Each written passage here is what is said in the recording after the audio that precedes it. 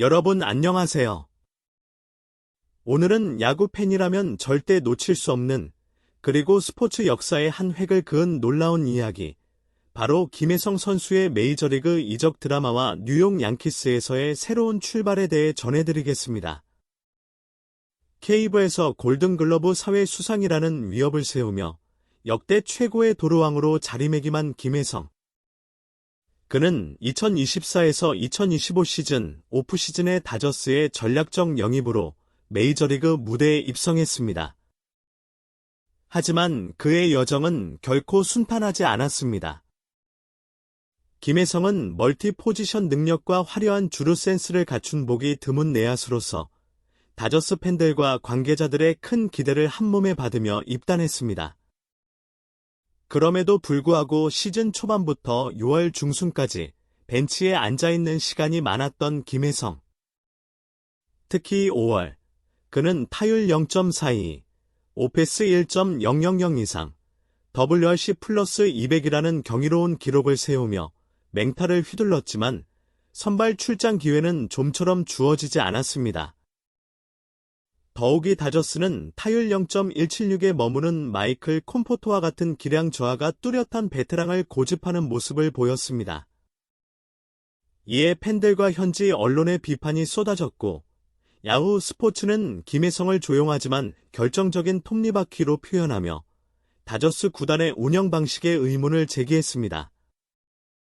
일본의 제이캐스트는 다저스가 김혜성을 기용하지 않기 위한 핑계로 플래톤 시스템을 고의적으로 사용하고 있다, 고강도 높게 비난했습니다.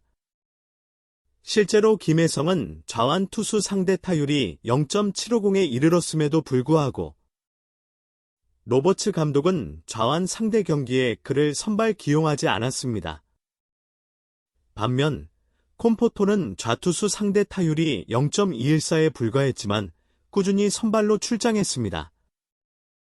이는 팬들의 분노를 자아냈고 팀 내부에서도 갈등의 불씨로 번졌습니다. 그 갈등은 2월 29일 캔자스시티 로열스와의 경기에서 폭발합니다. 김혜성은 이 경기에서 안타 2개, 볼넷 1개, 도루 1개를 기록하며 시즌 최고의 경기력을 선보였습니다. 하지만 다음 날 상대가 좌완 투수 크리스 부빅을 선발로 내세우자 그는 또다시 벤치에 앉게 됩니다. 경기 후 김혜성과 콤포토가 언쟁을 벌였고 동료들이 이를 말리는 장면이 기자들에게 포착됐습니다. 이 사건 이후 데이브 로버츠 감독은 처음으로 김혜성에 대해 언급하며 우리가 이 선수를 제대로 기용하지 않았을 수도 있다고 인정했습니다. 하지만 김혜성의 출전 빈도에 대해서는 여전히 확답을 피했습니다. 그리고 충격적인 일이 벌어졌습니다. 바로 그 다음 날, 김혜성은 뉴욕 양키스로의 이적을 정격 발표했습니다. 이 소식은 멜비 전역에 큰 반향을 일으켰습니다. 여러 소식통에 따르면 양키스는 이미 5월 말부터 김혜성의 상황을 면밀히 주시해왔고 다저스가 그를 제대로 활용하지 않는다는 판단하에 즉각적인 영입 제안을 했습니다. 계약 조건은 비공개지만 약 900만 달러 규모로 추정됩니다. 에런 본 양키스 감독은 김혜성을 양키스 미들 인필드의 미싱 피스라고 표현하며 유격수와 이루수 로테이션에서 핵심으로 활용할 것이라고 밝혔습니다. 그는 즉시 선발 라인업에 이름을 올릴 예정입니다. 반면 LA 다저스 팬들은 이 소식에 격렬히 반응했습니다. 다저 스타디움에서 콤포토의 이름이 발표되자 팬들은 야유를 퍼부으며 감독의 선택에 항의했습니다. 많은 분석가들은 로버츠 감독의 베테랑 위주의 보수적인 선수 기용 방식이 다저스의 잠재력을 제한하고 있다고 지적했습니다. 다저스는 지난 5년간 최강 전력을 자랑했지만 코로나로 단축된 2020년 시즌을 제외하고는 우승에 실패했습니다. 김혜성의 양키스 데뷔전은 토론토 블루제이스와의 경기로 예정되어 있으며 경기 티켓은 발표 몇 시간 만에 매진됐습니다. 양키스 매표소는 하루 만에 매출이 14% 증가했다고 보고했습니다. 이적 전 김혜성은 2월 29일 캔자스시티 코프먼 스타디움에서 열린 원정 경기에 8번 타자 2루수로 선발 출장에 2안타, 1볼넷, 1도루, 1득점을 기록하며 찬란히 빛났습니다.